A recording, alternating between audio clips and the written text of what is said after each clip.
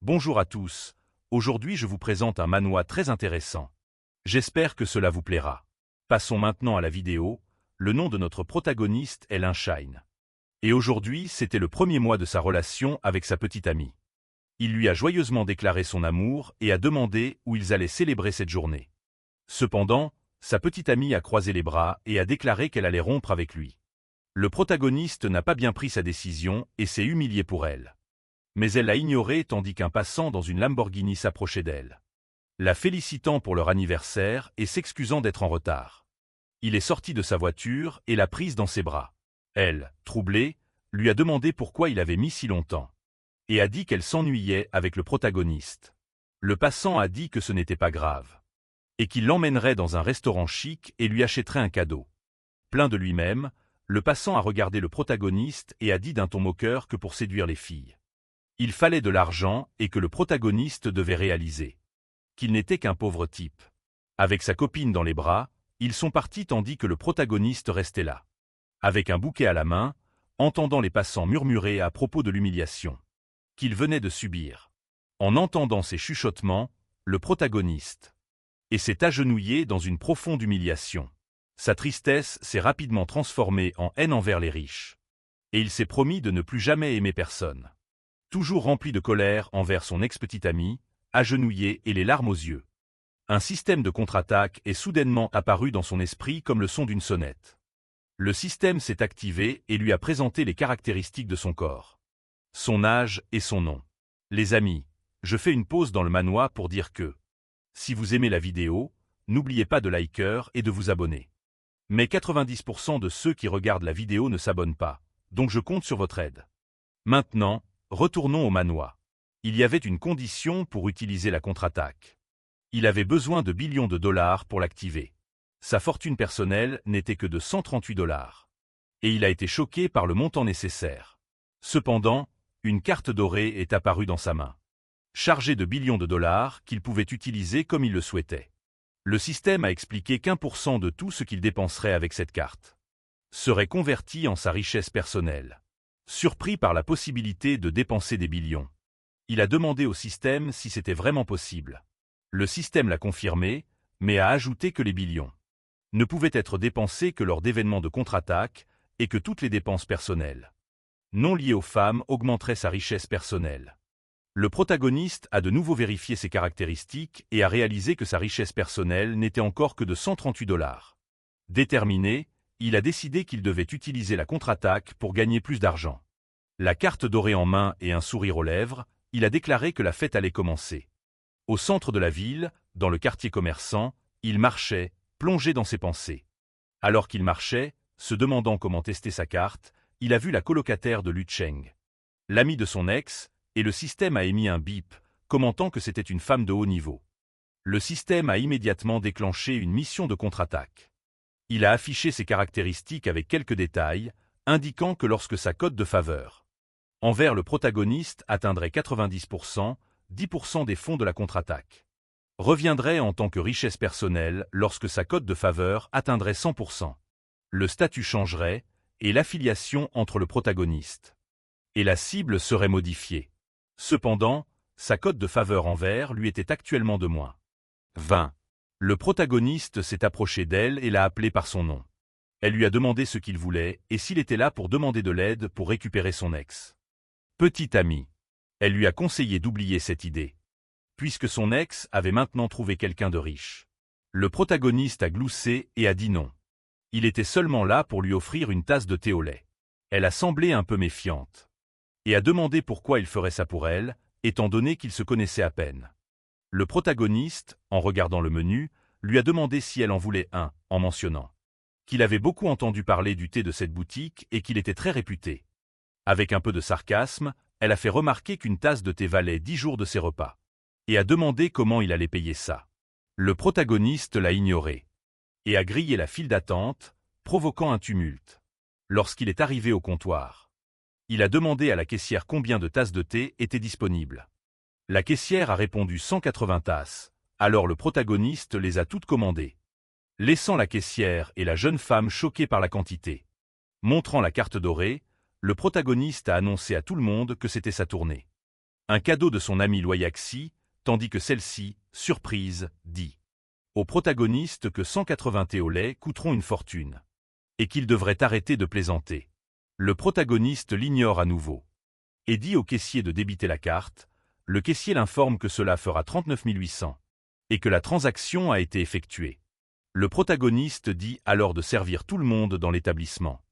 Et la foule devient immédiatement super enthousiaste, acclamant le protagoniste pour une telle générosité. Le niveau de faveur de Loyaxi augmente rapidement grâce à ce petit geste de sa part.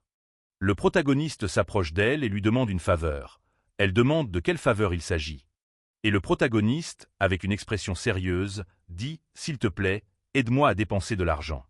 La scène change et montre l'ex-petit ami du protagoniste avec le type à la Lamborghini, où il mentionne vouloir lui acheter un des sacs les plus chers de la boutique. Cependant, sa mère lui avait dit qu'il dépensait trop d'argent à tort et à travers, et que ce qu'il lui avait acheté plus tôt était déjà suffisant. Il conclut qu'il devrait partir dîner. Tenant le sac comme une croqueuse de diamants, elle pousse un soupir de déception. Son petit ami lui dit que si elle veut que ça marche, elle doit bien se comporter avec sa mère. Elle acquiesce, tout en se disant que ce sac n'est rien comparé au cadeau qu'elle a reçu auparavant, et que pour se marier dans une grande et riche famille, elle doit se tenir à carreau. En arrière-plan, elle entend la voix du protagoniste, ce dernier est littéralement en train d'acheter le plus cher sac en édition limitée de la boutique pour Luoyaxi, l'ex-petite amie de notre protagoniste. Jalouse en arrière-plan, elle se demande ce qu'ils font là. Elle crie alors pour que le protagoniste l'entende, disant « Tu me suis encore ?» Avait-il oublié qu'elle l'avait largué? Elle supplia Luoyaxi de jouer la comédie avec lui. Et essaya de l'irriter, et sur ce. Elle demanda pourquoi il était si dégoûtant, à la suivre partout. Le protagoniste, d'un air sérieux, répond. De quoi tu parles? Qui te suit? Je ne fais qu'acheter des sacs avec elle. Son ex, irrité, le questionne et déclare. Acheter des sacs? Tu n'as pas pu trouver une meilleure excuse. Et tu continues de faire semblant? Sur ce, le système annonce une nouvelle mission de contre-attaque, en affichant les spécifications. Liu Cheng, le protagoniste, avec un léger sourire aux lèvres, dit à Liu Cheng qu'ils ont déjà rompu et qu'il est libre d'aller où il veut, lui conseillant de ne pas se mêler de sa vie privée, lui demandant si elle pense toujours qu'il est le même qu'avant. Son niveau d'affinité chute à -25, elle dit « Tu me fais vraiment rire. Il y a quelques heures à peine, tu n'étais qu'un pauvre loser, et maintenant tu es riche. » Le petit ami de Liu Cheng interrompt leur conversation, disant au protagoniste de ne pas trop se vanter, disant qu'il ne pourra rien acheter dans ce magasin. Le protagoniste, excité par la situation, dit à la vendeuse « Et mademoiselle, acheter un seul sac ne suffira plus maintenant. Pourriez-vous s'il vous plaît tous les emballer? Je vais tous les acheter. » Provoquant le choc des filles. La vendeuse, ravie, informe le protagoniste que le total s'élèvera à 11 millions et approche le terminal de paiement. Le petit ami de Liu Cheng, avec une expression moqueuse, lui dit que s'il achète tous les sacs, il va finir sur la paille. Son ex-petit ami lui demande s'il est devenu fou, mais le protagoniste les ignore et passe la carte sur le terminal, validant la transaction d'un total de 11 millions de yens. La vendeuse, enchantée, le remercie pour son achat. Le protagoniste, regardant le petit ami de Liu Cheng, dit qu'il ne savait pas que M. Wang avait un tel talent. Wang reste complètement abasourdi, tandis que Luoyaxi ne perd pas de temps et serre le protagoniste dans ses bras, l'appelant chéri et disant qu'il est gentil. D'une voix forte et moqueuse, Luoyaxi dit. Contrairement à d'autres petits amis qui ne montrent qu'une affection superficielle, mais ne veulent pas dépenser d'argent. Et le niveau d'affinité de Luoyaxi monte à 42%. Le niveau d'affinité de Liu Cheng augmente également car elle est surprise, tandis que Wang, envieux, se demande comment diable a-t-il obtenu autant d'argent? Liu Cheng tient la main de Wang. Mais avant qu'elle ne puisse dire quoi que ce soit, Wang la coupe, disant qu'il n'est pas comme eux. Il ne va pas se vanter et faire des choses aussi éhontées, prétendant qu'il est riche et discret. Cependant, à l'extérieur, une dame en surpoids passe par là, criant le nom de Wang et lui demandant ce qu'il fait là, alors que la femme gifle Wang en plein visage. Elle demande furieusement à Wang « Je t'ai acheté des vêtements, des chaussures, une montre, et je t'ai même prêté une voiture. Mais tu te promènes avec une autre femme dans mon dos? Tu n'es même pas digne d'être mon chien. » Il tombe par terre sous la force de sa gifle, mais il prétend que ça ne lui a pas fait mal. Et rampant à genoux vers elle, il dit « Eh, je suis désolé, je suis vraiment désolé. » Pointant du doigt Liu Cheng, la traitant de salope et disant qu'elle l'a séduit. Il dit qu'il n'a Dieu que pour elle et que son cœur lui appartient, la suppliant de le croire. Liu Cheng, qui entend tout ça de la bouche de Wang en arrière-plan, est complètement abasourdi. La vieille femme, montrant Liu Cheng du doigt, dit « Je te pardonnerai après que tu l'auras giflé. Si tu ne le fais pas, nous nous séparerons. » Wang, sans perdre de temps, se lève et gifle Liu Cheng, qui finit par tomber. Wang s'approche d'elle, lui criant dessus. La traite de profiteuse qui séduit les petits amis des autres. Et lui arrache le collier qu'elle a au cou. Elle, ne ratant pas l'occasion. Et voyant que le protagoniste a de l'argent, court vers lui, s'accroche à lui et prononce son nom. Mais avant qu'elle ne puisse dire quoi que ce soit d'autre, le protagoniste se dégage d'elle, la faisant tomber à nouveau. Le protagoniste l'ignore et s'en va, lui tournant le dos. Elle, profondément humiliée, s'enfuit de l'endroit en pleurant. Cependant, même après toute l'humiliation qu'elle a subie, son niveau d'affinité envers le protagoniste a quand même augmenté. Le laissant surpris, la vieille femme s'en va, en tenant Wang par la joue. La scène revient sur le protagoniste et Luo Yaxi. Elle serre à nouveau le protagoniste dans ses bras. Et dit qu'elle ne savait pas que Wang était ce genre de personne. Et que Liu Cheng est aussi bien à plaindre. Dans ses pensées, Luo Yaxi se demande si le protagoniste va s'attendrir à cause de ce qui lui est arrivé. Le protagoniste, souriant, dit que cette femme ne mérite pas ma compassion. Oublie-la, et continuons ce que nous faisions. Elle pense alors qu'il ne se soucie peut-être plus d'elle, et avec une expression mignonne, elle dit au protagoniste « Tu es si gentil avec moi. Je ne sais même pas comment je pourrais te remercier pour ta gentillesse. » Le protagoniste la tire près de lui et dit « Je sais, et si tu me remboursais avec ton corps ?» Elle rougit et lui dit d'arrêter de dire des bêtises, mais elle semble avoir apprécié. Et son niveau d'affinité augmente à nouveau, atteignant 62%.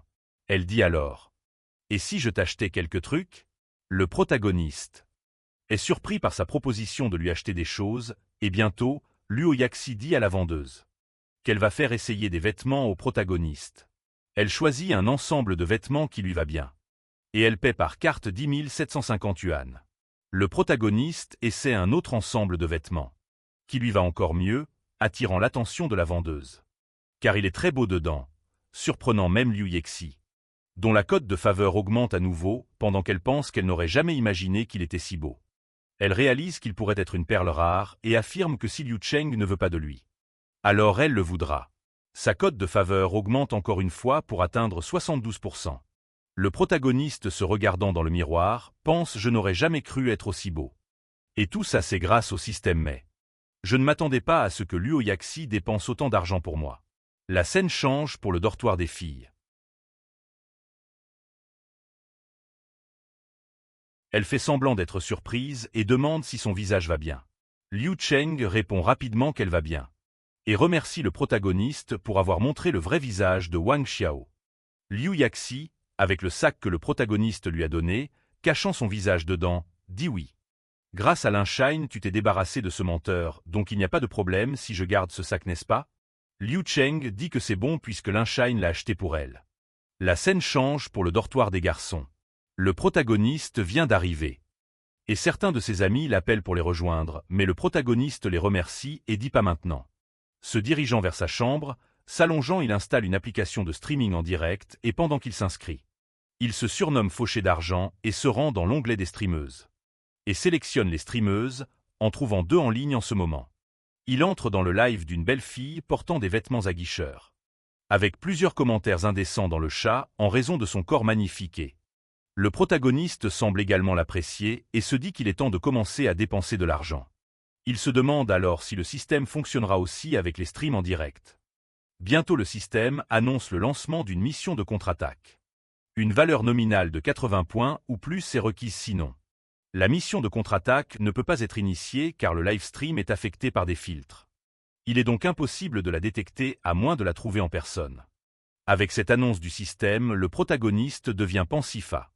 Ça a du sens, le système est assez compréhensible, elle semble avoir une valeur de 90 ou plus.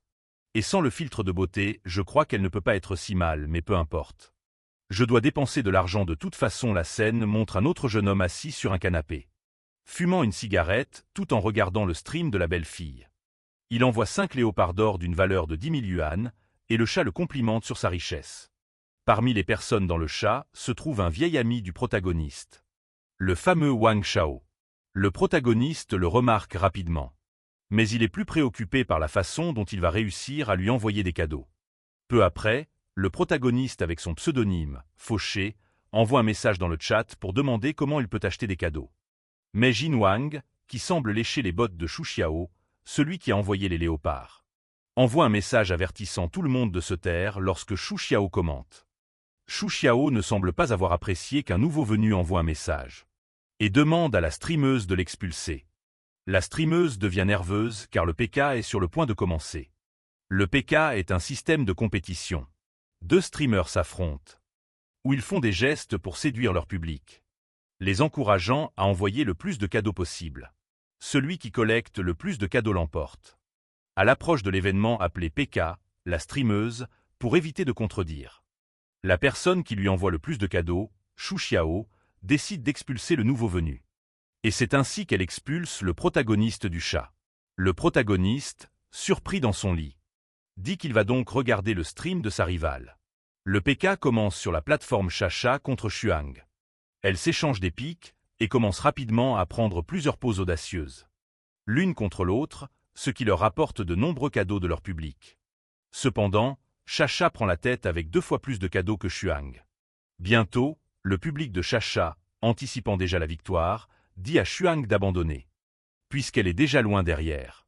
Mais alors que la partie semblait perdue pour Xuang, notre protagoniste, avec son pseudonyme Pobre de Dinero, ce qui signifie fauché, envoie un dragon d'or à Xuang d'une valeur de 15 000 yuans, surprenant tout le monde, y compris Shu Xiao, qui se lève brusquement. Xuang, profitant de la situation, fait un cœur avec les mains pour le protagoniste et le remercie pour le dragon d'or qu'il a envoyé. Chacha, envieuse de la situation, remarque rapidement que c'est le pauvre gars qu'elle a expulsé de son chat. Le protagoniste, allongé dans son lit en train de regarder le PK, dit qu'il a enfin trouvé la fonction pour envoyer des cadeaux et que maintenant il n'a plus qu'à faire glisser son doigt. Avec l'argent déjà déposé, tout ce qu'il reste à notre protagoniste, c'est de frimer.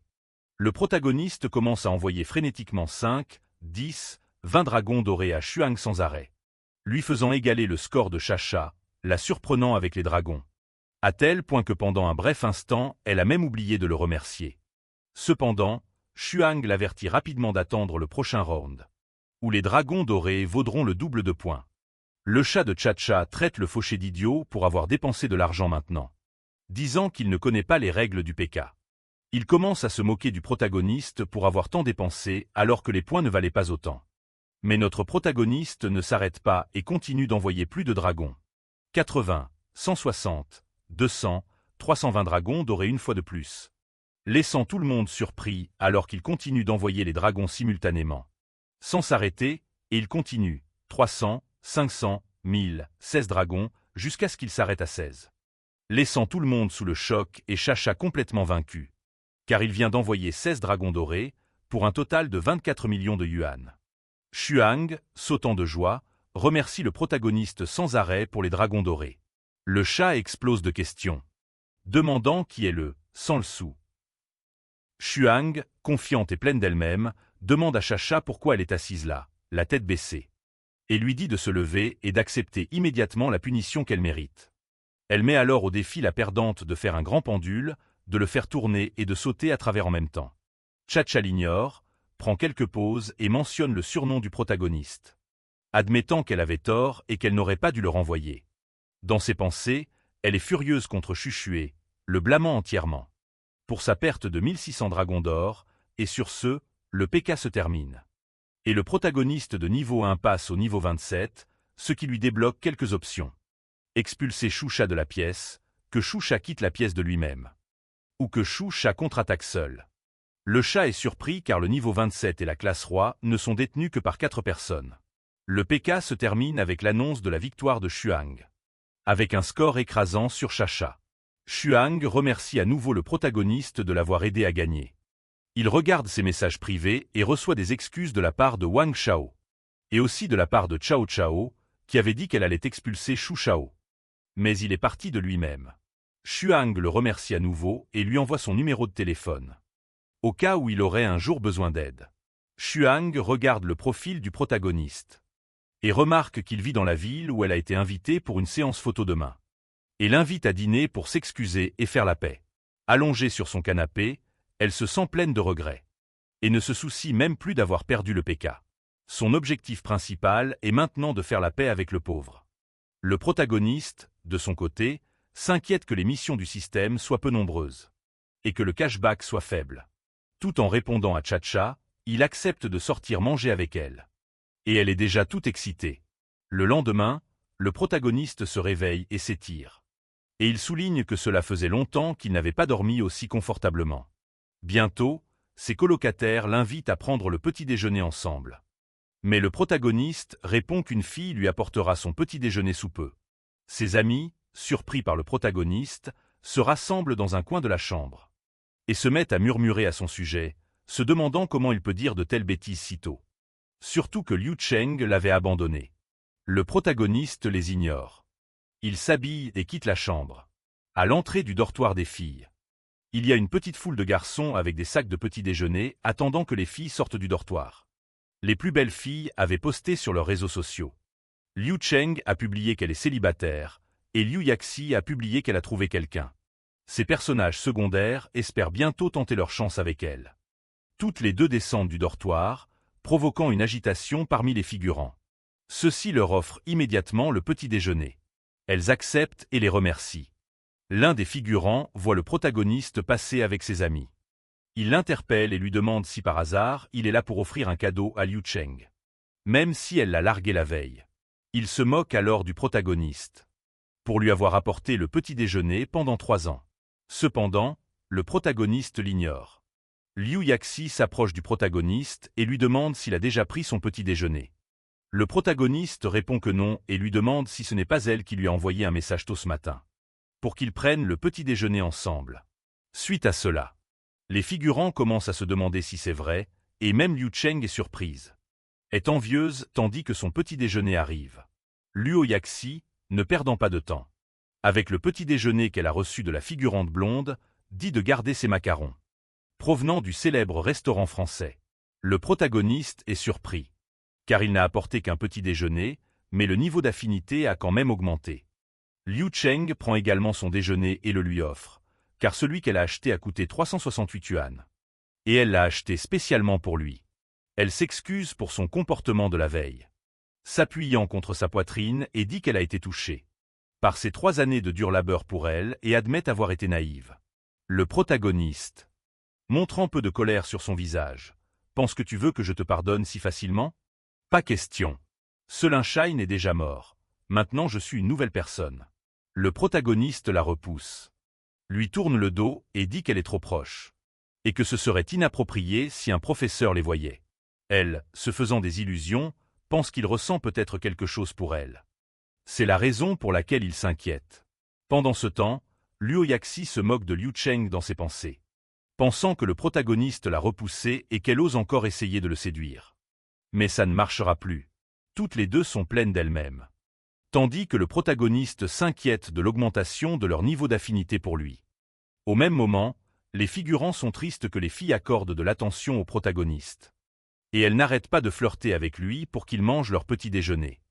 Elles le poussent sur un banc, et Liu Cheng attrape une pâtisserie de son petit déjeuner. Et tente de nourrir le protagoniste avec. La figurante blonde, complètement choquée que les deux se disputent le protagoniste, devient furieuse. Le protagoniste lève son doigt et dit qu'il ressent une douleur intense. Car il a cliqué 1600 fois sans arrêt sur l'écran de son téléphone. Liu Cheng, inquiète, demande à voir où il a mal, tandis que Luo Yaxi, voyant ce que fait l'autre, saisit un macaron et le présente au protagoniste, lui demandant de dire A pour le lui donner. La foule de figurants est encore plus contrariée par cette scène, ne ressentant que de la jalousie en arrière-plan. Le protagoniste mange le macaron offert par Yaxi. Et elle demande si c'était bon. Le protagoniste répond que ce n'est pas mauvais. Et mentionne qu'il n'aime pas vraiment le rouge vif. Yaxi est confuse et se demande pourquoi le rouge vif. Et réalise qu'elle porte une jupe courte.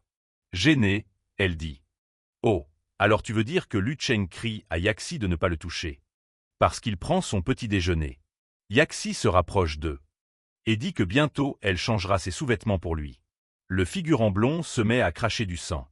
Ce qui fait paniquer les figurants alentours qui appellent les secours, tandis que le protagoniste continue de manger son petit déjeuner. On va bientôt l'approcher. Le journal du campus ne parle que de la façon dont les filles accordent de l'attention au protagoniste. Et une autre page mentionne un garçon mystérieux surnommé le « sans le sou », qui a donné 24 millions en cadeau à une streameuse. Les amis du protagoniste lui crient qu'il est en tendance sur le fil du campus et qu'on viendra bientôt l'interviewer. Le protagoniste recrache son petit déjeuner et s'exclame « Pas question !» en s'enfuyant, laissant les deux autres derrière lui. Il commence rapidement à se foudroyer du regard. Yaxi affirmant que Linshine est un riche discret qui n'aime pas faire étalage de sa fortune. « Et c'est entièrement de ta faute », répond Chung, « si tu n'avais pas fait vomir du sang à Wang Jin. Cela ne serait pas arrivé. » Le protagoniste, caché derrière un mur, pense. Je n'arrive pas à croire que le département de journalisme est à mes trousses. Quand il reçoit un message avec une photo de Chacha, lui demandant s'il viendra la chercher. À 19h30, le protagoniste est content d'avoir obtenu un autre outil pour gagner de l'argent. Le protagoniste est à l'aéroport et attend Chacha, qui avait déjà dit qu'elle était arrivée. Mais il ne l'avait pas encore trouvée. Soudain, il remarque une agitation. Un type essaie de forcer Chacha à le suivre, mais elle ne veut pas, et il continue d'insister, la mettant mal à l'aise. Le protagoniste s'approche et la protège, disant au type qu'elle ne veut pas l'accompagner et lui demande pourquoi il insiste. Le type dit grossièrement au protagoniste de se mêler de ses affaires et dit qu'il est l'un de ses fans. Chacha l'interrompt alors, montre son téléphone, et demande s'il est le type fauché dont elle avait parlé, puisque ses vêtements correspondent à la description qu'il a donnée. Le protagoniste confirme. Et le type réalise qu'il est bien le type fauché et s'excuse rapidement en baissant la tête. Ils l'ignorent tous les deux et partent ensemble, tandis que Chacha continue de flatter le protagoniste. De l'avoir sauvé de son fan fou. Elle dit « J'ai toujours pensé que Frère Chien était un homme d'affaires prospère dans la quarantaine. Je ne m'attendais pas à ce qu'il soit jeune et beau. » Le protagoniste lui dit de l'appeler simplement Linshine et ajoute qu'il s'attendait à ce qu'elle soit encore plus belle. En personne, le système lance la mission de contre-attaque et lui montre ses caractéristiques. Commençant avec une favorabilité de 30%, alors qu'ils discutent, un autre type s'approche d'eux. Chacha demande immédiatement pourquoi M. Jiao est là et le présente au protagoniste, en disant qu'il lui a aussi offert de nombreux cadeaux pendant le live stream. Zhao confirme et dit qu'il est là pour la servir et qu'il ne la laisserait pas prendre un taxi, demandant qui est la personne avec elle. Elle présente le protagoniste, en disant que c'est le pauvre type de l'entrée de l'aéroport. Zhao dit « Il n'aurait jamais pensé que le protagoniste serait si jeune, s'il avait su que Shen venait chercher Chacha. Il n'aurait pas apporté une voiture à 5 millions de dollars et s'excuse de l'avoir embarrassé.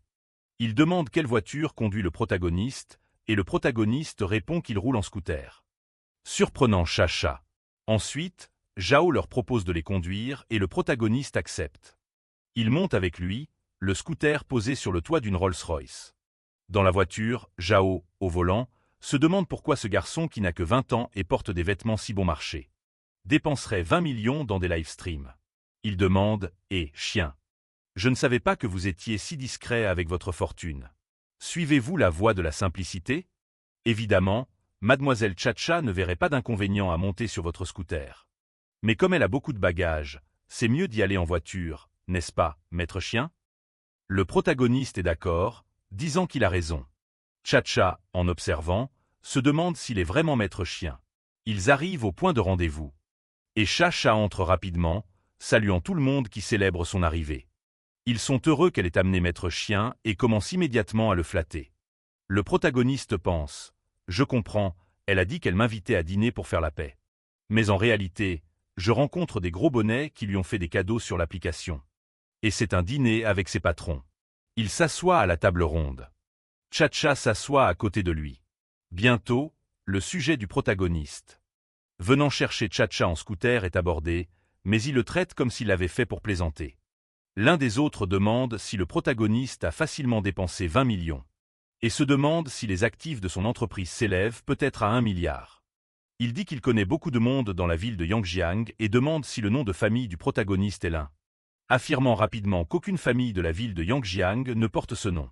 Immédiatement, tout le monde à table se retourne contre le protagoniste, le traitant d'imposteur. Même Joe est en colère contre lui pour avoir transporté le scooter sur le toit de la Rolls-Royce. En conséquence, la confiance de Chacha diminue de 10 points.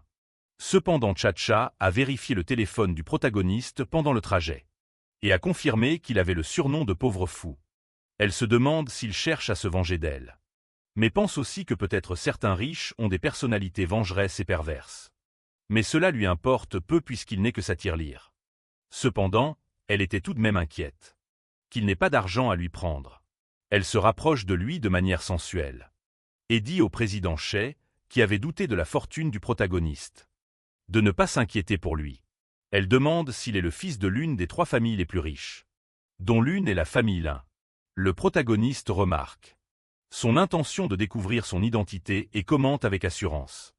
Je n'appartiens pas à la famille Lin, mais j'ai bien plus d'argent qu'eux. Ce qui met en colère l'un des invités.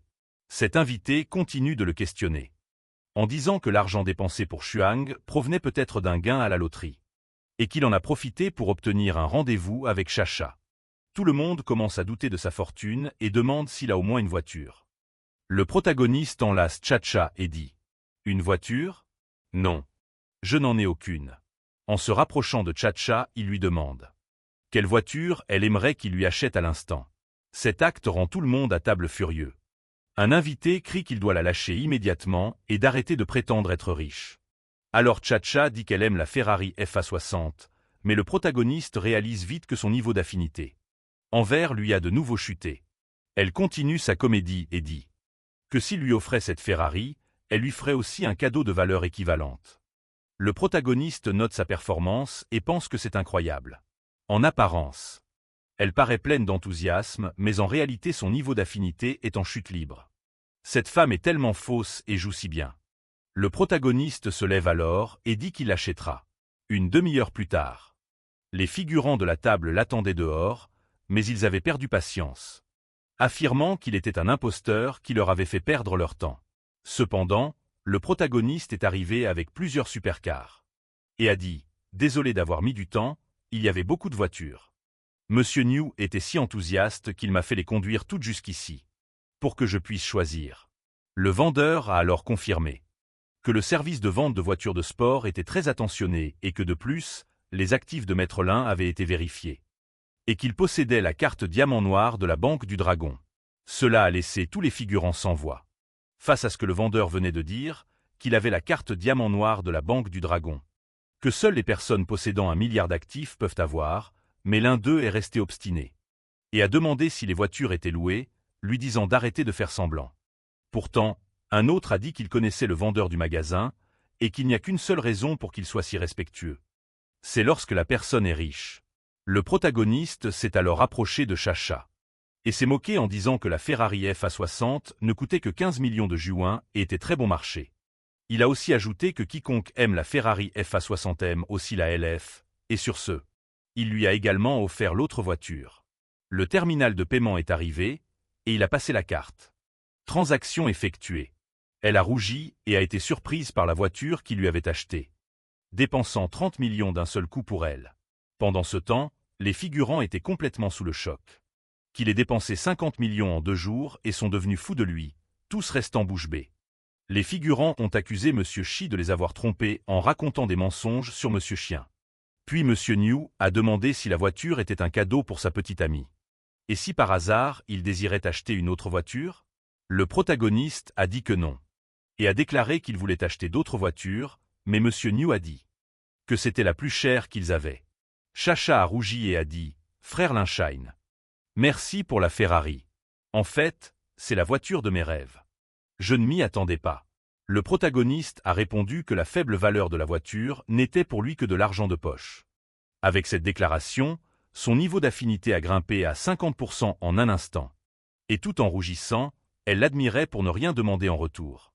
Rapidement, les figurants qui les avaient méprisés à table se sont approchés de lui, s'inclinant et s'excusant, disant que tout cela n'était qu'un malentendu. Ils ont proposé de l'aider à trouver une voiture appropriée. Mais Chacha les a interrompus, agrippant le bras du protagoniste et lui demandant de l'accompagner pour un tour dans sa nouvelle voiture. Cependant, le protagoniste lui a dit de faire l'essai toute seule. Elle s'est alors penchée à son oreille, murmurant doucement disant qu'elle lui donnerait une récompense. Elle a ajouté que puisque son cadeau était si grand, elle le paierait en plusieurs fois, mais que les versements ne commenceraient que lorsqu'il serait seul. Le protagoniste a rougi et a pensé. Comme on pouvait s'y attendre de la part d'une streameuse populaire, elle sait comment s'y prendre. Cela a piqué la curiosité du protagoniste, et ils sont rapidement partis ensemble dans la Ferrari. À l'intérieur de la voiture, Chacha a demandé au protagoniste d'écrire son nom sur sa cuisse. Et elle lui a tendu un stylo. Sur ce, le protagoniste soulève sa jupe un peu et remarque que quelque chose est écrit, des excuses à son intention. Et sur ce, rougissante, elle confirme. Et avec ça, c'est pour noter le nombre de versements que j'ai effectués. Chaque fois que je paierai, je l'inscrirai. Êtes-vous satisfait, frère Lin? Sur ce, le protagoniste répond que c'est satisfaisant. Devant l'hôtel Carlton, Chacha publie une story, disant que Maître Chien lui a acheté une voiture et qu'elle en est très heureuse. Plusieurs commentaires apparaissent sur la valeur de la Ferrari et sur le fait que Maître Chien pourrait bien conquérir Chacha. Non loin de là, Monsieur Che s'adresse au protagoniste. Maître Chien, il existe un groupe réservé aux magnats de la ville. Il y a des gens très riches, et ils veulent tous rencontrer Maître Chien. Voulez-vous le rejoindre? Le protagoniste accepte et demande à y être ajouté. Sur ce, son téléphone sonne et le protagoniste répond. C'est Lao Lin, qui lui annonce au téléphone qu'il vient de recevoir un message. Demain, la classe 3 organise une réunion d'anciens élèves, qui aura lieu dans la ville de Yangjiang et il lui demande s'il veut y assister. Le protagoniste accepte et dit qu'il ira. Il ajoute également que Xiao Yun, la fleur du département de littérature de l'université de Zhong, sera également présente à la réunion. Le protagoniste pense. Bien que nous ayons été camarades de classe au lycée, nous nous sommes quasiment jamais parlé. Tout ce que je sais, c'est qu'elle vient d'une famille aisée. Il confirme de nouveau sa présence. Peu après, la scène change et nous retrouvons le protagoniste un autre jour, se rendant à la réunion dans un hôtel 5 étoiles sur son petit scooter. Il arrive devant l'hôtel et est accueilli par ses amis, qui l'interpellent. Cependant, son scooter commence à mal fonctionner, ce qui rend le protagoniste furieux. Il dit que c'est peut-être tombé en panne à cause de la négligence de Monsieur Jiao. Peu après, un figurant en Lamborghini arrive et dit que ça fait un bail qu'il n'a pas vu le protagoniste et lui demande si son scooter est en panne. Le protagoniste répond qu'il est tombé en panne la nuit dernière. Sur ce, le figurant se moque du protagoniste et dit qu'il n'y a plus de place pour garer les scooters à l'hôtel Méridien et s'excuse d'avoir choisi un lieu de rencontre aussi sophistiqué sans penser que certains étudiants viennent en scooter. Il tend alors les clés de son véhicule au voiturier. Sur ce, les figurants autour de Feng Bilian commencent à le flatter pour la voiture qu'il conduit, mais le protagoniste avec son scooter reçoit un appel de Yaxi qui l'invite à manger avec elle. Cependant, le protagoniste dit qu'il ne peut pas aujourd'hui car il se rend à une réunion. Peut-être que demain serait possible.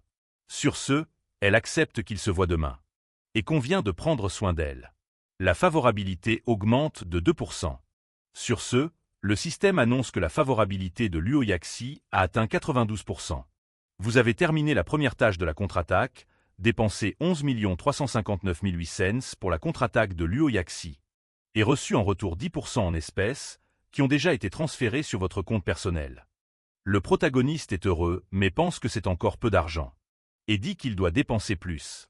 Sur ce, le visage intérieur du protagoniste apparaît, et il reçoit plus un point dans tous les attributs. Force, agilité, physique et intelligence.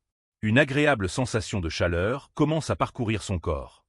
Et sur ce, le système lui attribue le tirage au sort. Il clique, et le système affiche 3 compétences. Générées aléatoirement. Choisissez en une dans le temps imparti, compte à rebours de 8 heures.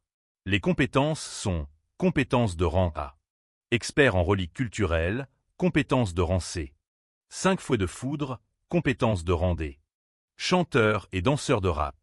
Sans réaction, le protagoniste dit. Quel genre de compétences sont ceux-là? Elles ne servent à rien dans la vie de tous les jours. Sur ce, il entre dans l'hôtel où tous ses camarades de classe sont assis à une table en train de discuter. Tout le monde commence à se moquer du protagoniste et tente de le comparer à la reine du campus, Xiao Yuxue. Bientôt, le protagoniste demande si sa famille est vraiment riche. Le figurant répond que oui. Et ils commencent à discuter du fait qu'elle est super riche et que sa famille est prestigieuse. Jusqu'à ce qu'elle entre dans la pièce et que tout le monde tourne son attention vers elle. Peu après, Shainlin, voyant cette beauté entrer dans la pièce où il se trouvait, tourna toute son attention vers elle, rougissant légèrement. Ensuite, le système indique que sa note de beauté est de 94 points, et il est impressionné par le score que le système lui a attribué. Un figurant à proximité se lève et l'invite à s'asseoir. Mais le protagoniste prend les devants et l'invite également à s'asseoir près de lui. Elle s'assoit à côté de lui et, l'appelant par son nom, dit que cela fait longtemps qu'ils ne se sont pas vus. Le protagoniste est surpris qu'elle connaisse son nom, ce à quoi elle répond qu'elle se souvient des noms de tous ses camarades de classe. C'est à ce moment que le système s'active et lance une mission de contre-attaque, affichant ces informations. Et l'objectif d'augmenter sa faveur actuelle de 0% pendant qu'ils discutent. La jalousie monte parmi les figurants assis aux tables environnantes. Tandis qu'un type particulièrement jaloux, celui avec la Lamborghini, grince des dents de colère contre le protagoniste. Le type à la Lamborghini appelle alors le protagoniste par son nom. Et avec un regard suspicieux dit « J'ai entendu dire que tu avais une petite amie à l'université. Que tu as courtisée pendant 3 ans. Pourquoi ne l'as-tu pas amenée à la fête ?» Tout le monde était curieux de la voir. Sans hésiter, le protagoniste répond qu'ils ont rompu, attirant l'attention du type qui s'exclame. « Quoi? Vous avez rompu après 3 ans ?» Il lance alors une rumeur, spéculant que le protagoniste doit cacher cette relation pour courir après Han Yuxuan. Une fille blonde à proximité se moque également du protagoniste, disant qu'il raconte ses mensonges juste pour impressionner les filles. Tandis qu'une autre fille ajoute qu'elle pensait que le protagoniste était une personne honnête, mais semble s'être trompée sur son compte. Le protagoniste insiste sur le fait qu'il dit la vérité. Mais alors que Zia écoute le mensonge du type à la Lamborghini, elle semble y croire un peu, et sa faveur diminue à -1. Remarquant la réaction du protagoniste, le type à la Lamborghini fait une remarque. Je me souviens soudain que Yuxuan semble s'intéresser à l'art et aux reliques culturelles. Puis, montrant une peinture sur le mur, il lui demande si elle aimerait y jeter un œil. Elle se lève pour aller voir, et le type se lève aussi, se penchant près de l'oreille du protagoniste avec de mauvaises intentions. Et dit qu'étant donné le faible statut social du protagoniste, il n'est rien de plus qu'un simple crapaud. Il chuchote ensuite que si le protagoniste continue d'essayer de se rapprocher de Xiao Yuxuan, il s'assurera que le protagoniste ne trouve plus jamais de travail dans la ville de Yangjiang. Le type s'approche de Xia et commence à commenter le tableau sur le mur, lui racontant ce qu'il sait à son sujet et captant son attention, la laissant impressionnée car elle ne savait pas qu'il aimait les peintures. Pendant qu'il parle du tableau, le protagoniste les interrompt et dit « Monsieur Fung, je suis également très intéressé par ces peintures du grand Faquet. Puis-je me joindre à vous pour les regarder ?» Parmi ses anciennes capacités, il sélectionne la compétence d'appréciation des reliques culturelles. Fung, souriant, dit « Bien sûr » et pense que c'est sa chance d'humilier le protagoniste. Il prend le tableau, et elle se demande si le protagoniste aime vraiment les peintures. Tandis que Fung ajoute « N'hésitez pas à commenter également et à partager toute perspective unique que vous pourriez avoir sur ce tableau. » En regardant le tableau, le protagoniste active sa compétence et dit « Dans toutes ses œuvres tardives, le grand Faquet privilégiait une technique appelée la peinture fine. Il peignait avec un glacis, fait d'une petite quantité de pigments et d'une grande quantité d'huile de ricin. Chaque coup de pinceau qu'il donnait avait un effet translucide, et les couleurs de ce tableau sont assez transparentes, en raison de la forte pigmentation. De plus, le grand Faquet aimait utiliser la technique du fondu sur les bords des personnages, pour obtenir une sensation délicate, douce et infinie, bien que dans cette œuvre le fondu soit légèrement rigide. Monsieur Fung, malheureusement, c'est un faux. C'est une imitation de haute qualité. Fung est surpris, mais se reprend vite et rit, en disant « Vous pourriez tromper un amateur, mais je vois que vous avez appris quelques astuces d'appréciation. » En ligne. Alors, un figurant aux cheveux violets assis à la table dit au protagoniste d'arrêter de faire semblant, tandis qu'un autre lui ordonne de se taire. Voyant qu'ils accusent le protagoniste de simuler ses connaissances, Xia le défend, disant qu'elle s'est renseignée sur les peintures de Faquet et confirmant que Linshine a bien raison, affirmant que le tableau est une imitation de haute qualité. Tous les figurants restent sans voix face à la déclaration de Xia. Et alors qu'elle regarde le protagoniste, elle lui demande comment il en sait autant. Le protagoniste répond « Depuis l'enfance, je suis contrarié par le fait que des pays étrangers aient Pris tant de nos trésors culturels, alors j'ai étudié l'appréciation des reliques culturelles et l'art de manière approfondie, et j'ai conclu que le but de ma vie est de racheter toutes les reliques culturelles et de les rendre à notre pays. Fung se moque du protagoniste et lui dit d'arrêter de tromper les autres. Car seul l'argent peut acheter ces reliques, mais le protagoniste répond. Tant que vous avez assez d'argent, à un certain point, il n'y a rien que vous ne puissiez acheter. Les figurants se moquent de lui car ils savent qu'il manque d'argent, mais GIA semble mécontente de leur moquerie envers le rêve du protagoniste et le défend. Elle dit « J'avais aussi des rêves irréalistes quand j'étais enfant. » Et son niveau d'affinité avec lui augmente de 5%. Les figurants ravalent leur rire. Et le protagoniste déclare « Le terme « rêve » est trop exagéré. C'est simplement un objectif que je suis destiné à atteindre. » Shayuk Xuan se rassoit alors, laissant Fung furieux contre le protagoniste pour son intrusion. Il décide d'humilier complètement le protagoniste, pour lui faire prendre conscience du fossé qui les sépare. Bientôt, la nourriture arrive avec divers plats raffinés, laissant tous les figurants surpris par la cuisine du chef.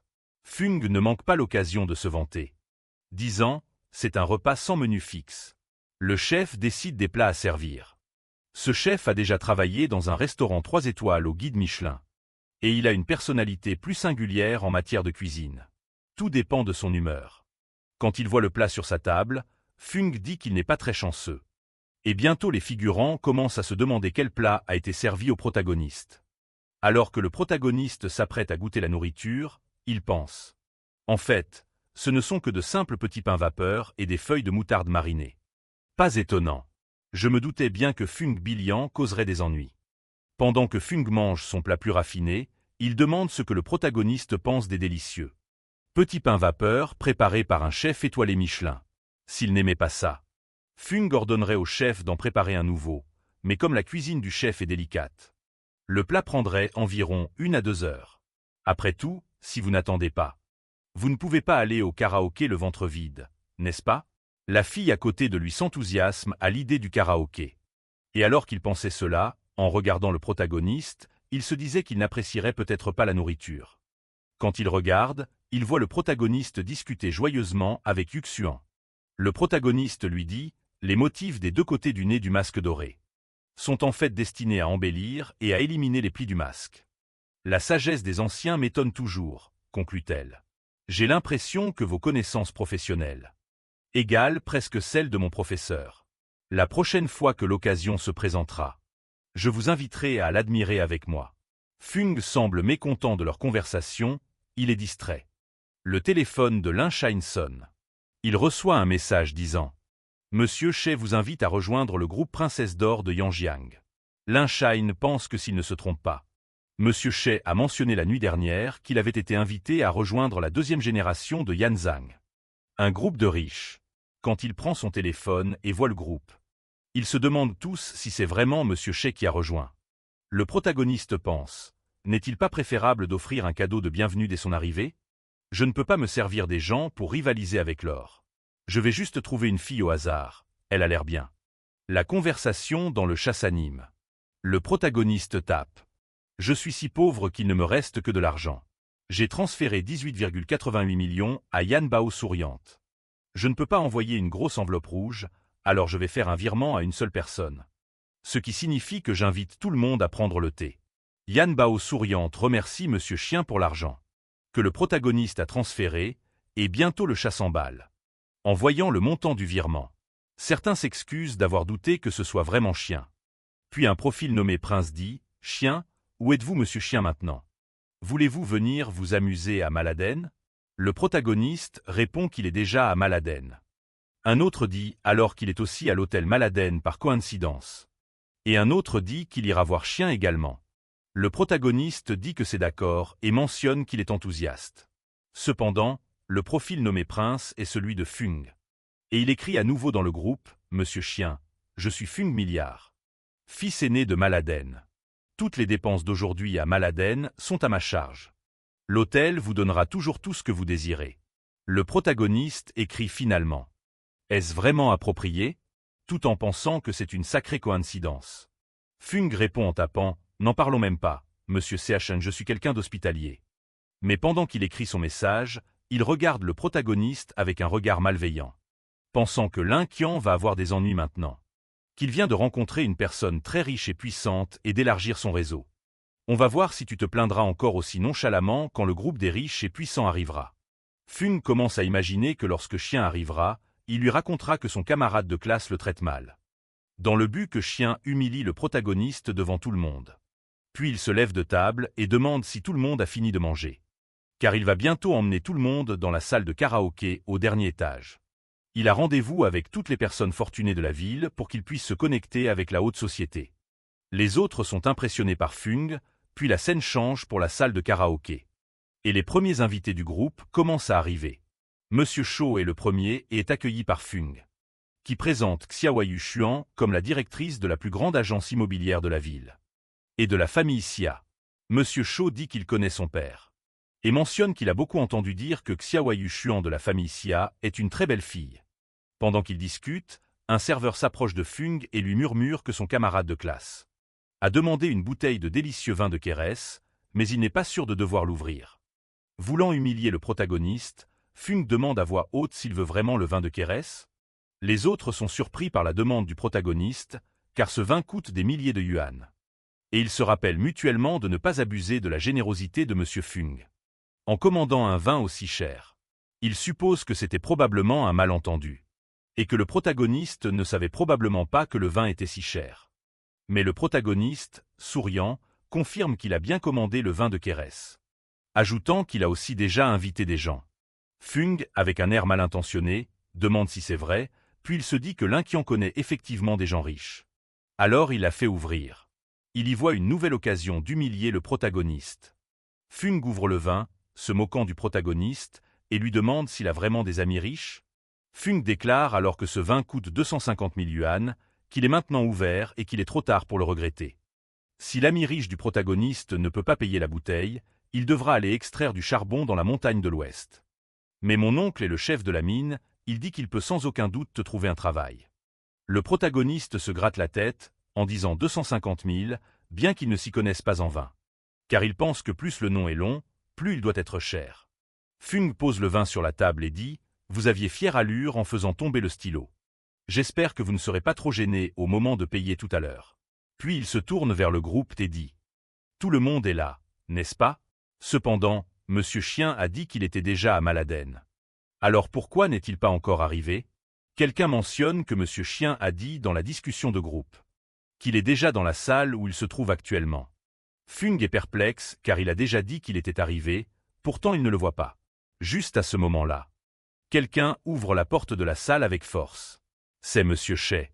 Il demande si tout le monde est arrivé, et semble être le dernier à le faire. Fung s'avance rapidement pour serrer la main de Monsieur Che. Mais Monsieur Che l'ignore et se dirige vivement vers le protagoniste pour le saluer, lui demandant une accolade. « Alors vous êtes là depuis un moment, et j'ai vraiment fait attendre Monsieur Chien? Pour la peine, je vais boire 3 verres. » Fung et les autres restent bouche bée. Et tout le monde est stupéfait que le protagoniste soit bien Monsieur Chien. Xiaoyu Xuan ne montre aucune réaction, car elle n'est pas du genre à suivre les actualités, mais Fung reste bouche bée, incapable de croire ce qu'il voit. Pendant ce temps, le protagoniste répond aux questions de ses invités, qui sont impressionnés par sa jeunesse. Les camarades de classe du protagoniste sont surpris, se demandant s'il est vraiment si riche. Fung, toujours incrédule, s'écrie « Impossible. Je ne sais pas quel tour Linshine a utilisé. Mais vous avez tous été trompés. Je sais que les parents de Linshine ne travaillent qu'à temps partiel. C'est un pauvre type. Il ne peut absolument pas être Monsieur Chien. » Mais Monsieur Che coupe rapidement la parole à Fung, lui hurlant de la fermer. « Tu es la plus grande honte parmi les princes dorés. Tu es le moins éduqué, le moins capable, tu ne fais rien. À part dépenser les centaines de milliers de dollars que tes parents te donnent chaque mois. Tu n'accomplis rien, et aucun de mes investissements avec toi n'a jamais réussi. Toutes tes actions perdent de l'argent, et je n'ai pas gagné un seul centime. Tu es tout simplement une honte pour notre groupe. Comment oses-tu t'en prendre à Monsieur Chien? Monsieur Chien n'est pas quelqu'un que tu peux te permettre d'offenser. Expulsez-le du groupe des princes dorés. » Fung, les jambes tremblantes, répète « Non, non, non. » Le protagoniste, levant son verre, dit « Et pourtant, Monsieur Fung a dit qu'il couvrirait toutes mes dépenses aujourd'hui. » Puis il appelle « Garçon. Servez à tout le monde le vin le plus cher, que chacun boive à sa soif.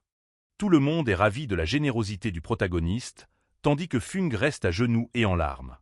En quittant l'hôtel Maladen, les autres remercient le protagoniste pour cette journée. Et Jia Yuxuan est la première à dire au revoir à tout le monde, laissant ses camarades de classe surpris de la voir monter dans une Rolls-Royce. Le protagoniste s'y attendait de sa part, car elle fréquente la plus haute société depuis son enfance. Elle n'a montré aucune surprise concernant la véritable identité du protagoniste, ni changé d'opinion à son sujet. Ce qui fait d'elle une personne difficile à utiliser pour une contre-attaque, pense-t-il. Il la considère comme un véritable gouffre financier. Monsieur Chi interrompt les pensées du protagoniste, en lui montrant un téléphone et en disant « Monsieur Shen, n'aviez-vous pas dit que vous n'aimiez pas les voitures valant entre 30 et 40 millions de yuan? J'en ai trouvé une qui en vaut 80 millions. » Le protagoniste dit en souriant « Elle a l'air bien, c'est parfait. » Monsieur Chen répond « Comme on pouvait s'y attendre de Monsieur Chien. Vous êtes direct. Je m'en occupe immédiatement, elle devrait arriver dans quelques jours. » Puis il vérifie son solde, qui affiche 1 138 370 yuan et pense « Je vais devoir faire des efforts pour réussir à dépenser l'or du compteur. » En retournant à sa chambre, le protagoniste aperçoit Liu Yixing assise sur le trottoir. Liu dit « Lin, tu es enfin de retour », dit-elle en pleurant et en s'agrippant au protagoniste. Elle lui annonce que son père a eu une crise cardiaque et qu'il est à l'hôpital. Et qu'il a besoin de 800 000 wons pour une opération, mais que sa famille ne peut pas réunir une telle somme. D'un seul coup, alors elle lui demande de les lui prêter. Le protagoniste, avec une mine hostile, répond « Ça fait 3 ans, et tu crois que je ne te connais pas? Tu m'as déjà fait le coup de la maladie dans la famille 5 fois. Une fois, je t'ai prêté 800 001 wons, et tu es allé acheter des articles de grande marque en ligne. Je ne te prêterai plus un seul centime. » Elle est surprise par son refus. Et elle tente de se justifier en disant qu'il a dépensé 10 millions pour Luo Yaxi. Et que pour elle, il ne peut pas donner 800 000. Le protagoniste affirme que ses affaires ne la regardent pas et qu'il dépense son argent comme bon lui semble. Elle le traite de sans cœur. Une semaine seulement s'est écoulée depuis leur rupture. Mais le protagoniste se détourne et la remercie, en disant qu'il va enfin pouvoir mener une belle vie. Il a un rendez-vous demain et décide de mettre fin à la conversation, lui disant au revoir pendant qu'elle pleure en le suppliant de ne pas faire ça. Son affinité chute de -20. En s'éloignant, il pense, après avoir vu ce qui est arrivé à Monsieur Wang. Je pensais qu'elle pourrait vraiment changer. Je l'ai surestimée. Je vais juste laisser tomber les points d'affinité. De toute façon, je ne compte plus dépenser d'argent pour elle. Le lendemain, le protagoniste marche, consultant son téléphone et pensant. Luo Yaxi m'a envoyé l'adresse et m'a invité à dîner là-bas. Elle a dit. Qu'elle invitait? Quelle blague! Aucune femme ne peut m'empêcher de gagner de l'or de contre-attaque. À ce moment-là, une notification du direct de Chacha apparaît, disant « Bonjour, je suis l'assistante de Bao Yue, et je peux personnaliser des cadeaux exclusifs pour nos clients. » En entrant dans le direct, il reçoit une notification d'entrée dorée, ce qui attire l'attention de Chacha, et elle lui souhaite la bienvenue. Tous les spectateurs dans le chat en direct lui souhaitent également la bienvenue. Un autre message apparaît. Le pauvre, souhaitons la bienvenue à l'arrivée du dieu de la richesse.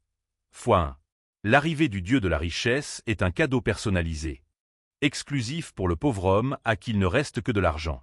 Il vaut 880 000 won chacun. Tout le monde est surpris par le cadeau que le protagoniste a envoyé, et il continue d'envoyer le cadeau de 880 000 won. À plusieurs reprises, 20, 40, 80, 10, 200, 341 fois. Avec autant d'argent. Chacha est abasourdi alors que 300 millions tombent sur son compte. Son affinité augmente de 20%. Et, rougissante, elle dit dans le direct, « Frère chien, tu peux demander n'importe quel talent.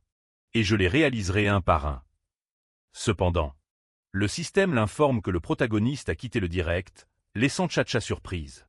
La scène revient sur le protagoniste, qui célèbre après avoir dépensé 300 millions. 30 millions vont arriver sur son compte, lui permettant d'acheter sa voiture. Pendant ce temps, Chacha est complètement stupéfaite, se demandant pourquoi il lui a donné tant d'argent, alors qu'il lui avait déjà acheté cette voiture. À ce moment précis, elle se donne une gifle pour se ressaisir. Les hommes ne sont pas dignes de confiance. Rappelle-toi, il n'est que mon distributeur de billets. Je ne tomberai jamais amoureuse de lui. Cependant, quand elle voit sa photo sur son téléphone, elle rougit comme si elle était sous un charme. La scène revient de nouveau sur le protagoniste, qui est arrivé à l'entrée de l'école. Mais il entend bientôt une agitation. 3 types ont arraché le masque de l'ex du protagoniste. Leurs regards se croisent, mais le protagoniste se détourne. Et elle pense qu'il ne l'aidera pas, elle leur dit d'attendre encore 3 jours. Pour qu'elle leur donne l'argent, mais le type aux cheveux sombres n'est pas très convaincu.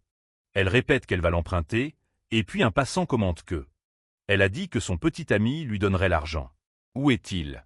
Elle dit alors, Est-toi les Yando, je lui ai brisé le cœur. Le passant commence à se moquer d'elle, disant que pour résumer la situation, elle n'aura personne à qui emprunter de l'argent. Il dit que son petit ami n'est même pas capable de prêter de l'argent à sa copine. Ce doit être un lâche, le pauvre. Se serrant dans ses bras, elle murmure « Non ». Mais alors les passants l'attrapent, et elle crie pour qu'il la lâche. Elle voit un camarade de classe et lui demande de l'aide, mais il s'enfuit. Il continue de la retenir, lui couvrant la bouche et l'emmenant dans la camionnette. À l'intérieur de la camionnette, en pleurant. Elle pense qu'elle ne blâme pas le protagoniste pour ce qui lui arrive. Après tout ce qui lui arrive est de sa propre faute. Si elle n'avait pas été si obsédée par l'argent, les choses n'en seraient pas arrivées là. Juste au moment où le type ferme la portière de la camionnette, prêt à partir. Le protagoniste frappe le chauffeur de la camionnette, brisant même la vitre, et ouvre la portière latérale de la camionnette. Il leur dit de sortir du véhicule. Sa cote de faveur envers lui augmente instantanément de 40% quand elle réalise qu'il est revenu pour l'aider. Les 2 passants restant salis alors pour attaquer le protagoniste, qui, tenant 2 liasses d'argent dans chaque main, les frappe tous les 2 à la tête et dit « Voilà les 800 000 qu'il demandait ». Tenant l'argent, l'un des passants demande s'il est son petit ami. Le protagoniste se gratte la tête et répond « Non ». Leur disant de ne pas répéter de telles bêtises, prenez l'argent et laissez-la tranquille. Alors qu'il la jette hors de la camionnette, le chauffeur dit « Tu es si cruel, gamin. Ne pense pas que c'est fini juste parce que tu as rendu l'argent. Tu vas devoir payer pour avoir tabassé nos frères. » Puis ils s'en vont en voiture. Elle s'excuse auprès du protagoniste, qui répond « Si tu sais vraiment que tu as tort, ne viens plus m'embêter. » Malgré ces paroles dures, sa cote de faveur augmente encore de 10%. Dans ses pensées, elle comprend maintenant qu'elle n'est plus digne de l'Unshine, mais elle utilisera ses actions pour réparer le tort qu'il a subi au cours des 3 dernières années. Ensuite, on voit le protagoniste se faire conduire dans une Porsche. Sur la banquette arrière, il fait défiler son téléphone. Le chauffeur lui demande bientôt si le protagoniste aime aussi regarder des diffusions en direct et s'enquiert de sa plateforme préférée. Le protagoniste répond qu'il utilise Douyu. Il se connecte à quelques streams et envoie quelques cadeaux. Le chauffeur mentionne qu'il ne parvient à regarder que grâce aux gros cadeaux de Léopardo, car il est lui-même très pauvre et n'a pas d'argent. Il devient curieux au sujet d'un grand magnate du streaming, qui vient de donner 300 millions à un streamer. Le protagoniste, tout en tapotant sur son téléphone, mentionne qu'il a aussi vu cela. Puis la radio de la voiture annonce qu'un mystérieux, une personne riche frappe encore. Ce fou de pauvre vient de donner encore une centaine de millions à un streamer sur Douyu. Le conducteur, surpris, pense en lui-même « Je suis pauvre, tout ce que je peux faire, c'est regarder ». Il s'amuse juste à l'arrière. Le protagoniste, regardant son téléphone, dit à voix haute « Si tu veux être heureux, branche-toi ». Le conducteur, surpris, réalise que le protagoniste regardait Douyu il y a à peine quelques minutes, est parti puis est revenu regarder à nouveau. Il se demande si le protagoniste fait une sorte de journal quotidien pour gagner de l'argent et l'envoyer au streamer, l'appelant mentalement un perdant pour faire de telles tâches juste pour gagner des cadeaux. Il se sent fier de lui, de ne dépenser aucun argent pour les lives de qui que ce soit. Après ses pensées, il dit au protagoniste « Eh mec, désolé d'être si curieux, mais pourquoi ne regardes-tu pas les streams juste pour le plaisir? Ne te laisse pas berner par eux. » Cependant, alors qu'il dit cela, une autre nouvelle passe à la radio. La mystérieuse personne riche est de retour en action. Encore une centaine de millions de yuan donnés à un autre streamer. Encore une fois, le conducteur est complètement stupéfait par la nouvelle. Pendant ce temps, le protagoniste, imperturbable, continue avec son téléphone à la main et dit « Vite, enregistre ta vie merveilleuse », laissant le conducteur confus. Peu après, une autre annonce à la radio. dit qu'une autre centaine de millions vient d'être envoyée à un autre streamer. Le conducteur, complètement enthousiaste, ne peut s'empêcher de crier à propos des actions folles. Du pauvre à la radio. Le protagoniste, agacé par les réactions du conducteur, lui dit de conduire prudemment. Bientôt, le conducteur dépose le protagoniste quelque part. En sortant de la voiture, il ajuste ses cheveux, pensant. C'est trop compliqué de prendre des rendez-vous un par un. De toute façon, je ne peux même pas dépenser tout l'argent en représailles. Je vais juste jeter l'appât partout avec l'objectif de lancer un large filet. Simplement capricieux, alors qu'il s'apprête à traverser la rue, il s'arrête et pense que cet endroit est le village de Nanting, adjacent à la ville universitaire de Yangjiang. De nombreux étudiants louent des logements ici, et, comme les principaux clients des magasins sont des étudiants universitaires, les prix sont très abordables. Il se souvient que Luo Yaxi l'a invité à venir ici. En arrivant à son appartement, elle ouvre la porte vêtue d'une tenue très séduisante, faisant rougir le protagoniste et elle le prend par le bras et l'invite à entrer. À l'intérieur, elle lui demande s'il aime ça. Bien qu'elle fasse référence à l'appartement, le protagoniste, le nez en sang, lève le pouce en l'air. Dit que oui, bien qu'en réalité il fasse référence à la tenue de celle-ci. La tête posée sur sa poitrine, le protagoniste, surpris, demande. « Tu te sens en sécurité avec moi ?» D'une voix un peu plus douce et timide, elle répond « Tu as passé 3 ans à courtiser Liu Yishan, ce qui montre que tu es une personne dévouée. Et tu as dépensé tant d'argent pour moi, sans jamais rien me demander en retour. Tu es complètement différent de ces garçons qui sont tous très indécis.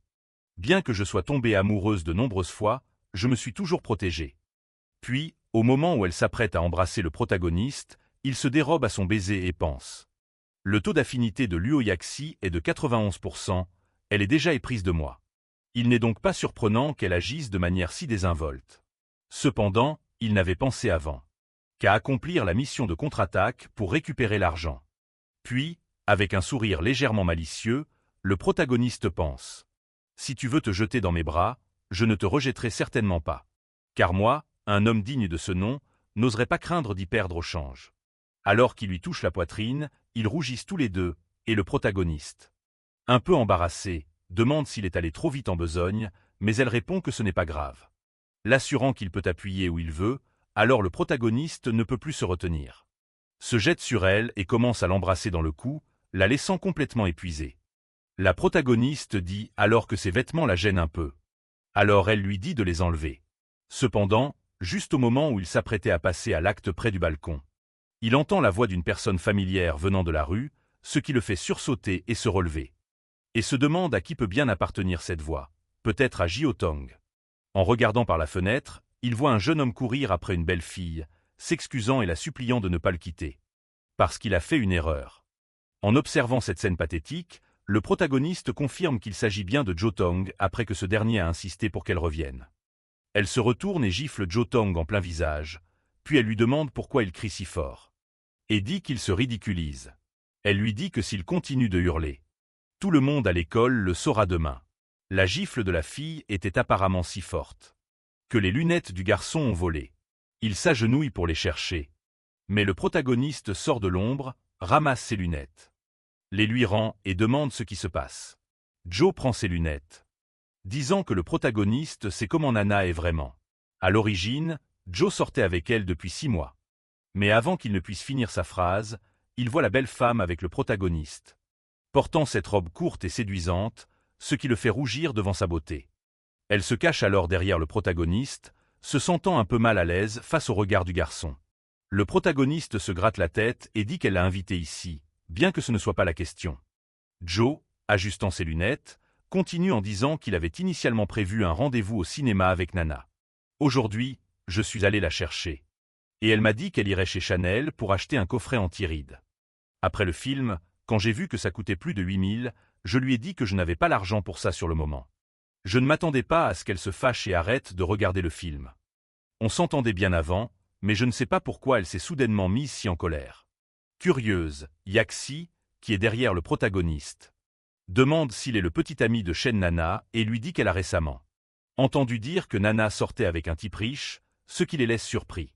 Joe affirme alors qu'elle ne le remplacerait jamais pour rien au monde. Mais Yaxi a l'air sérieuse et dit que de toute façon, ça ne dépend pas de toi. Les nouvelles dans le groupe de ses amis ne sont jamais fausses. Joe continue de dire que c'est impossible.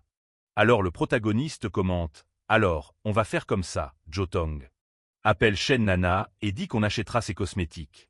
Il dit ensuite à Yaxi de demander dans le groupe de ses amis si elles ont vu ce garçon et aussi son vrai visage. Peu après, on voit Fung allongé avec une fille aux cheveux roses. Elle, inquiète, lui demande s'il a entendu quelque chose, mais Fung semble préoccupé, car il a accidentellement irrité Linshine sans savoir qui il était vraiment. Il pense immédiatement qu'il ne pourra pas redresser la situation dans sa carrière. Son statut social ne fait que chuter, ce qui serait un cauchemar pour lui. Alors qu'il s'inquiète, il reçoit un message qu'il considère comme une opportunité de revenir en force.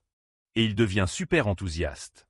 Dans le groupe des princes, le protagoniste demande qui est le propriétaire du centre commercial et demande à emprunter ce lieu de valeur pour un moment. Bientôt, tous les membres essaient de proposer leur part. Dans le centre commercial, Fung, y voyant une opportunité, envoie un message proposant un établissement appartenant à sa famille, qui se trouve près de la cité universitaire. Si nécessaire, il pourrait le lui prêter à tout moment. Le protagoniste accepte l'endroit proposé, et Fung répond qu'il préparera les lieux. Le lendemain, avec la fille dans sa voiture, Fung dit qu'il va voir Monsieur Chien pour discuter de leur plan. Elle est surprise de rencontrer Monsieur Chien. Fung pense que le plus important en l'amenant là-bas est de faire comprendre à Linshine que je n'ose plus trop penser à Xiaoyu Xuan. En arrivant à l'endroit où se trouve le protagoniste, la fille devient super excitée et demande à Fung qui est Monsieur Chien. Fung le lui désigne, en train de manger un anka.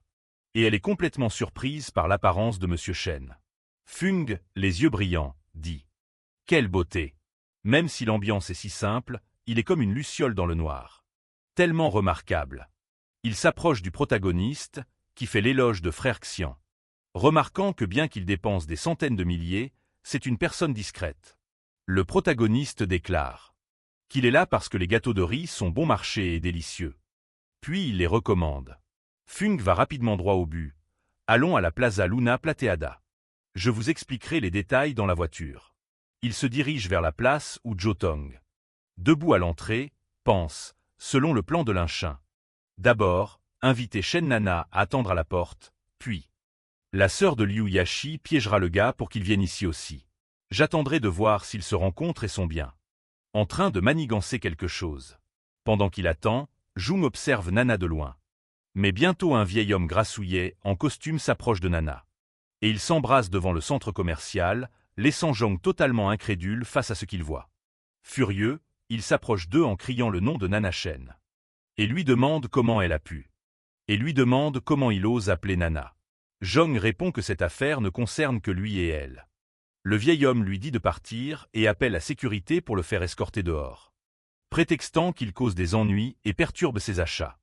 La sécurité s'approche de Jong, lui demandant de les suivre vers la sortie. Nana, appuyée sur le vieil homme, dit à Jong de ne pas mentionner Chu, son petit ami. Jong, surpris, demande pourquoi elle dit ça, soulignant que leur relation a duré 6 mois et qu'elle ne peut donc pas s'afficher avec un vieil homme bon à rien. Ignorant Jong, Nana lui demande s'il n'a pas entendu la sécurité, lui demandant de partir. Son nouveau petit ami, frère Chu, est un client VIP du centre commercial et reçoit un traitement spécial. Elle déclare que lorsqu'ils sortaient ensemble, elle ne pouvait pas supporter les difficultés, alors chacun doit penser à son propre avenir. Le vieux Sheu conseille à Jong de se concentrer d'abord sur l'argent, plutôt que sur les relations amoureuses. Jong, découragé, est bientôt rejoint par Fung dans sa Lamborghini. Reconnaissant Fung, le vieux Sheu fait remarquer que ce doit être lui. Avec cette voiture de luxe, le fils aîné de l'hôtel Malayan et le propriétaire de la Plaza de la Lune d'Argent, car ils font aussi affaire ensemble. La fille opportuniste, surprise par le statut de Fung, se présente la première, suivie par le vieil homme qui essaie de le saluer.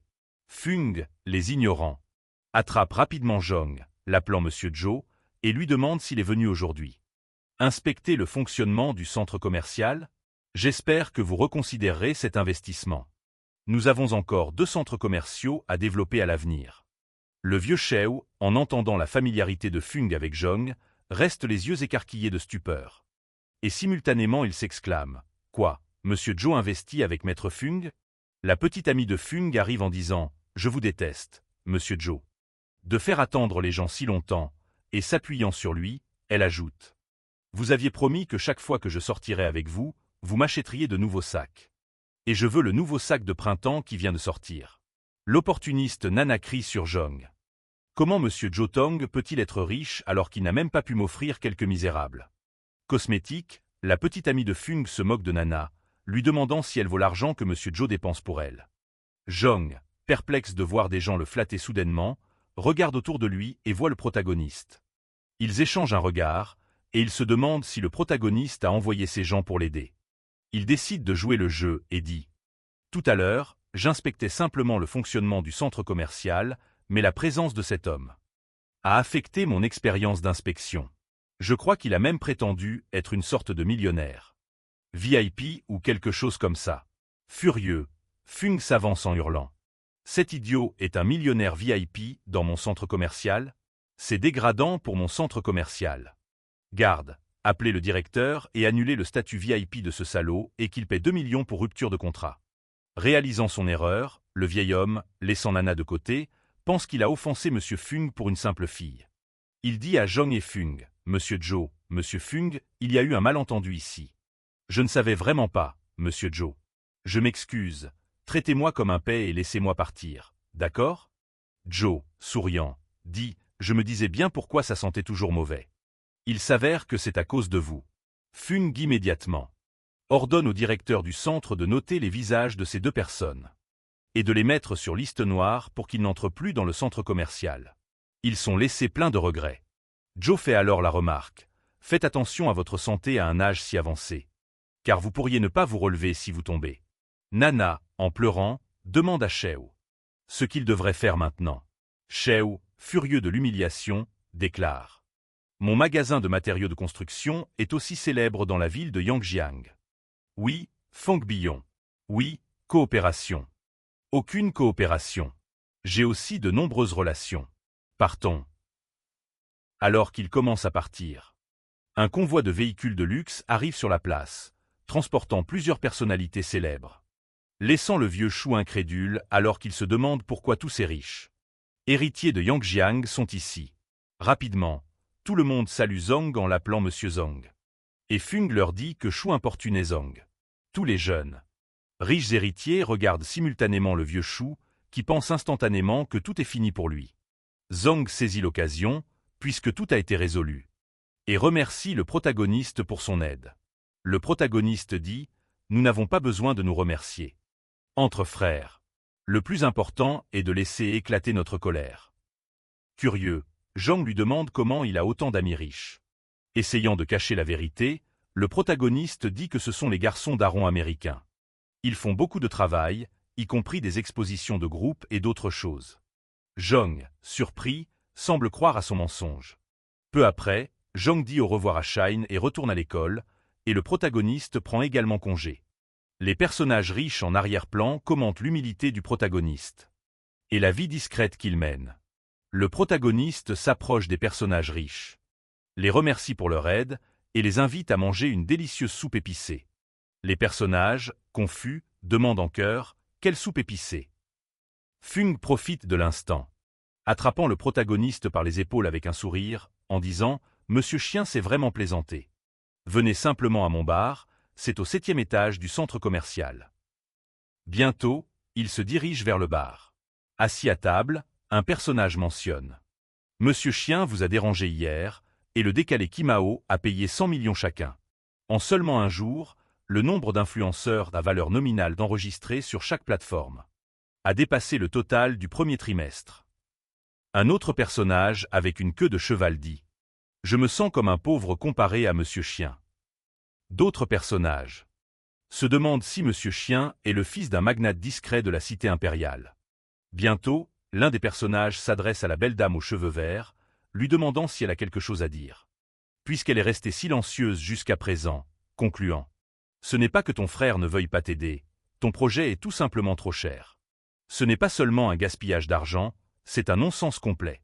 Même le géant national de la technologie, Cook, ne peut pas résoudre ce problème majeur.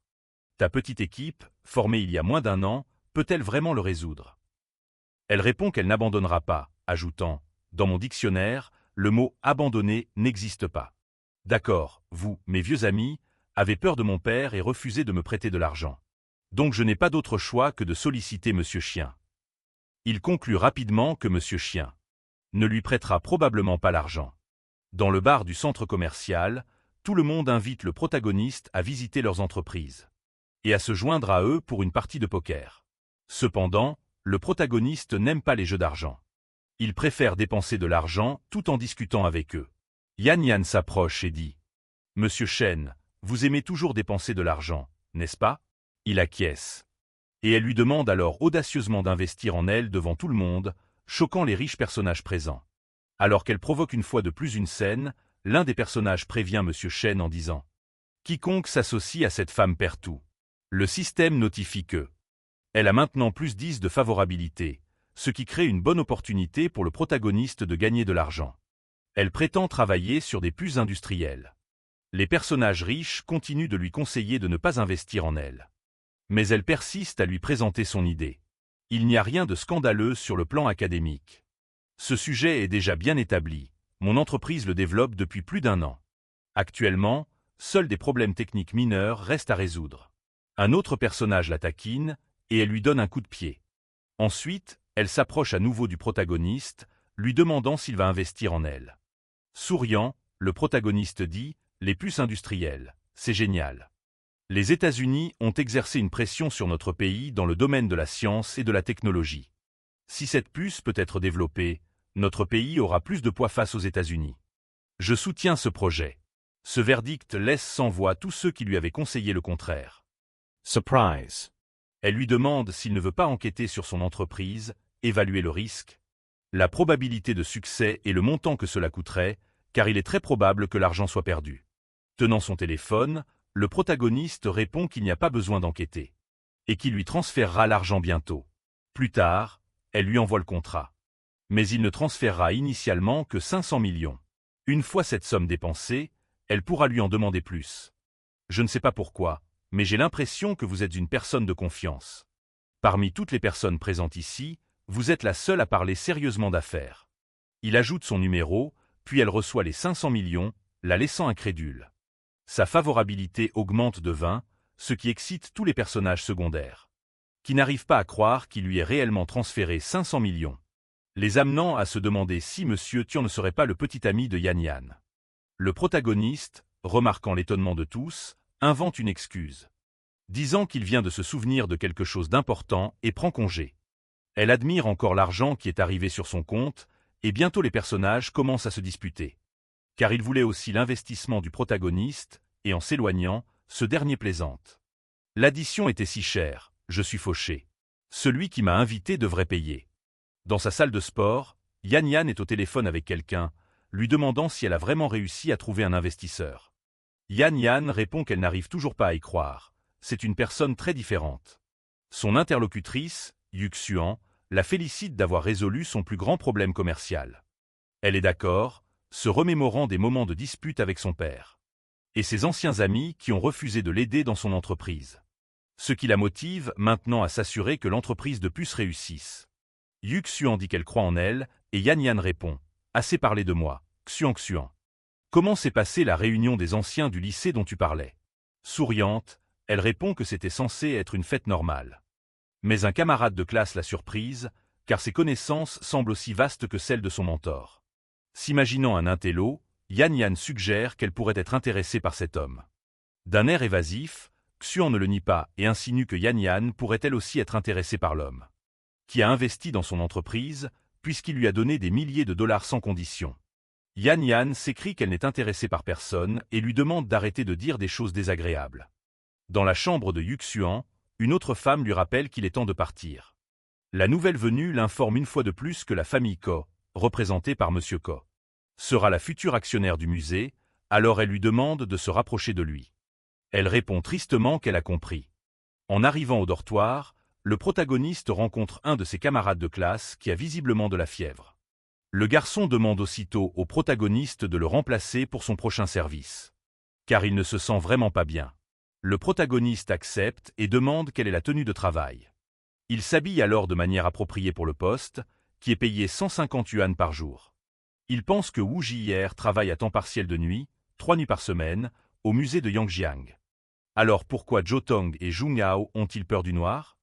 Quand Wu Jier ne peut pas travailler en raison de circonstances particulières, il me demande de l'aider. Après s'être préparé, il quitte la chambre et informe tout le monde qu'il part travailler. En arrivant au musée, le protagoniste est à son poste, mais alors qu'il est sur son téléphone, il pense que quelqu'un a peut-être privatisé tout le musée et qu'il sera donc tranquille. Ayant cela à l'esprit, il envisage d'utiliser ce temps pour envoyer de l'argent à une streameuse tout en étant distrait par son téléphone. Un véhicule s'arrête à l'extérieur, un monsieur âgé et sa secrétaire en descendent. À l'entrée du musée, un monsieur à lunettes les salue poliment, précisant que la famille GIA l'attend depuis longtemps. Alors qu'il passe devant lui, le monsieur âgé l'interpelle. « Votre musée emploie-t-il une personne aveugle? Pourquoi ne vous levez-vous pas pour saluer les gens quand vous les voyez ?» Surpris, le protagoniste se lève rapidement et, sans bien comprendre, leur souhaite la bienvenue. L'homme à lunettes s'excuse, expliquant que le jeune homme est un étudiant qui travaille ici à temps partiel. La secrétaire s'approche et dit « Étudiant, à en juger par votre comportement, j'ai bien peur que vous ne soyez agent de sécurité pour le restant de vos jours. » Le monsieur âgé fait également une remarque sarcastique, demandant si son école ne lui a pas appris à s'incliner à un angle de 90 degrés. Le protagoniste répond immédiatement. À l'école, on nous apprend à ne pas regarder les gens avec des lunettes teintées, monsieur. Le monsieur âgé, furieux, s'emporte. Vous essayez de me faire la leçon? Espèce de pauvre vagabond.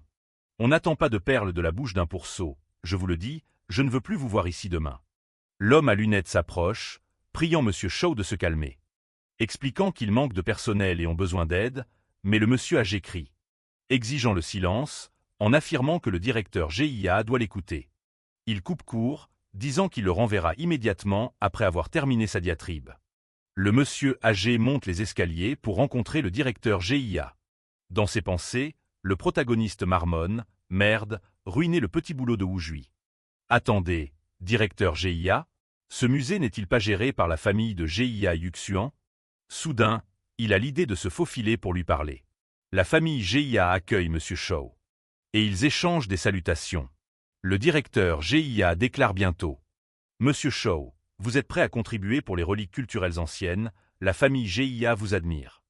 Il saisit l'occasion d'appeler Yuxuan pour la présenter alors qu'elle s'approche. Son père lui murmure que l'investissement de monsieur Shaw est essentiel. Et que cette fois, il compte sur elle. Près du monsieur âgé, elle se prépare à lui faire visiter le musée. Devant une calligraphie. Elle explique minutieusement chaque détail à son sujet, qu'il a créé, sa valeur. Elle essaie vraiment de tout expliquer dans les moindres détails. Mais monsieur Sao en profite pour saisir l'épaule de Yuxuan. Percevant ses intentions sinistres, elle repousse instinctivement sa main d'une tape, lui demandant ce qu'il croit faire en la touchant. D'un air malin, il répond qu'il n'a pas pu s'en empêcher car elle est si belle.